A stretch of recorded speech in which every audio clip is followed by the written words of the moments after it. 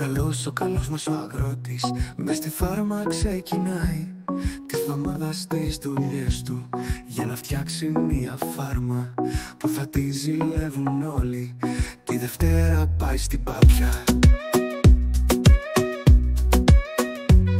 πως εχάστηκε στη σκάλα, και την Τρίτη στο κοτέτσι αβουλάκια να μαζέψει.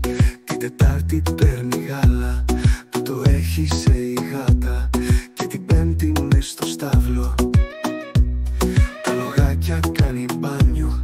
Την Παρασκευή τελειώνει με τη γάτα στο τιμόνι.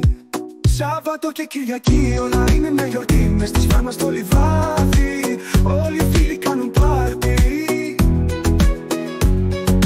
Σάββατο και Κυριακή όλα είναι μια γιορτή μες της φάρμας στο λιβάδι. Όλοι οι φίλοι κάνουν πάρτι.